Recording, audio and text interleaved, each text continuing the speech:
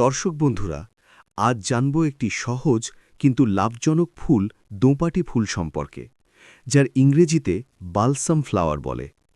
দোঁপাটি ফুল বাগান, টব ও বাড়ির আঙিনা সাজাতে খুবই জনপ্রিয়।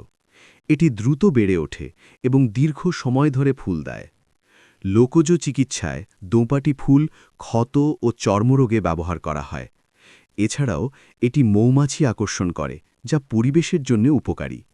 দোঁপাটি ফুলের চারা সারা বছরই বিক্রি হয়। ফুল গুচ্ছ বা কেজি হিসেবে বিক্রি করে চাষিরা ভালো লাভ করে থাকেন। অল্প জায়গায় চাষ করি, ভালো আয় সম্ভব এই ফুল থেকে। ঝরঝরে দোআঁশ মাটি দোঁপাটি ফুলের জন্যে সবচেয়ে ভালো। বীজ বা চারা দুভাবেই চাষ করা যায়। হালকা রোদ ও আংশিক ছায়ায় গাছ ভালো বাড়ে। নিয়মিত পানি দিতে হবে, তবে পানি জমে থাকা চলবে না। 15 দিনে একবার জৈব সার দিলে গাছে বেশি ফুল আসে। সঠিক যত্নে 60 দিনের মধ্যেই দোঁপাটি ফুল ফুটতে শুরু করে।